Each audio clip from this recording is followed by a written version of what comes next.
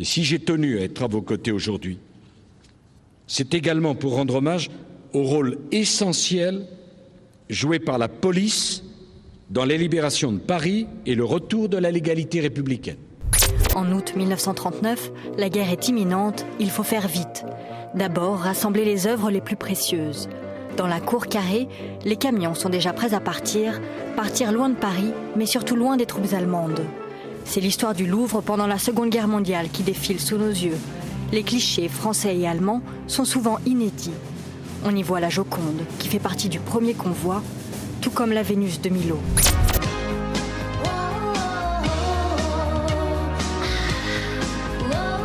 Sans lésiner sur le tulle blanc et avec une science exacte du second degré, elle renvoie le mariage à son principe de plaisir.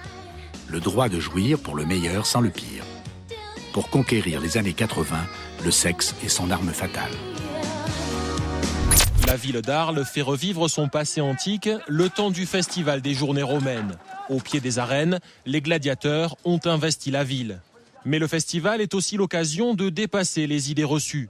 Les gladiateurs ne sont pas des prisonniers de guerre, les gladiateurs sont des volontaires, hommes et femmes. Il y a des femmes gladiateurs. La fameuse paire de chaussures qui sont toutes neuves. Il les achète fin juillet dans une boutique en Italie, mais ne les porte que quelques jours plus tard. Bernard est paraplégique, il n'a plus de sensibilité aux pieds et ne sent donc pas la brûlure l'attaquer. Mais 5 heures après, quand il les retire, il constate les dégâts.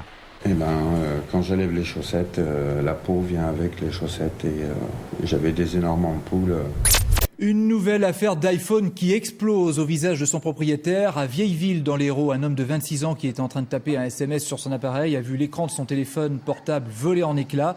Il a été blessé à l'œil gauche. Il y a 15 jours, la même mésaventure était arrivée à un jeune homme de 18 ans à Aix-en-Provence.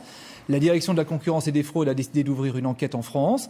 La Commission européenne, de son côté, demande des précisions à Apple, qui pour l'instant n'a donné aucune explication.